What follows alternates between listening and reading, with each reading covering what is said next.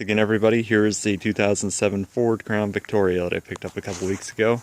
Today I'm going to do the 5 things I love video about it. So number 1, to get started, is comfort. I mean, honestly, you cannot beat going on a road trip for hours sitting in a bench seat. It feels like a sofa. I mean, honestly, you can go for hours and hours and your ass won't get sore. In the back seat, surprisingly, it's even slightly softer than the front. And yes, this is not a police model. This is actual leather and extra soft cushion.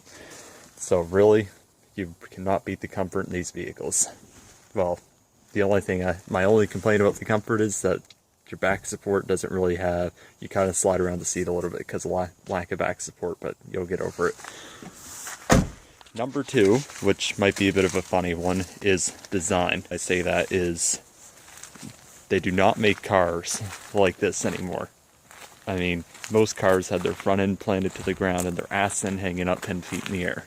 This, just kind of flatline old 1980s style car. When you look at it, the car, literally, it's just kind of flat. The front end isn't pushing down, the rear end isn't pushing up. That's kind of the way I like it.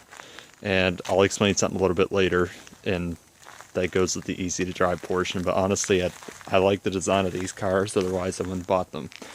Number 3, they're cheap. Tell me anywhere else you can find a 8 or 9 year old car with leather, low mileage, and good condition for the price of a Crown Vic.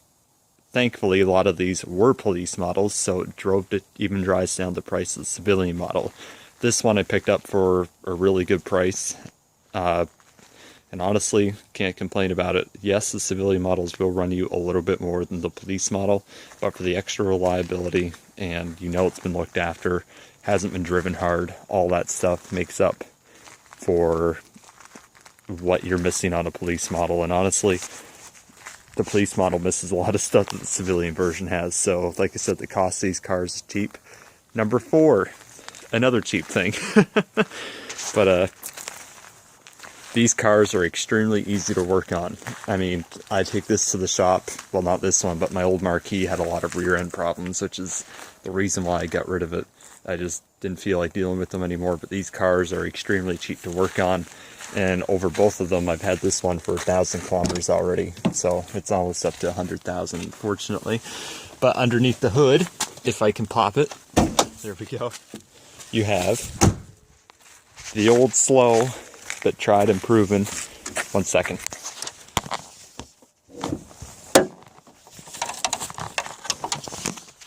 It's not clean under here by any means in the river, but you have the old slow and proven, tried and true 4.6 liter V8. Yeah, it's got whopping 224 horsepower on this car, but you know what? Big whoop. Extremely reliable. I mean, you honestly cannot complain about the engine. Just do your oil changes, whatever, and the engine will be good to go. So yeah, like I said, this isn't cleaned up by any means under here, but you get the point.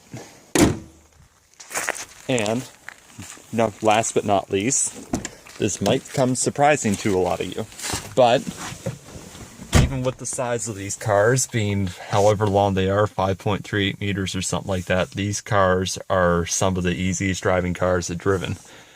Even to park, and maybe not parallel, but to actually just park in a parking space, it's extremely easy, or even back in, because when you look around these cars, hardly any blind spots.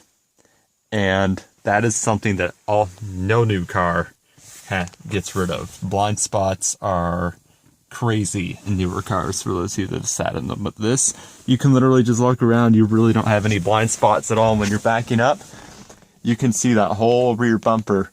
And it's so easy to tell exactly where it is. So there was the 5 things I love about the Ford Crown Victoria. And eventually I will make a 5 things I hate about the Crown Vic.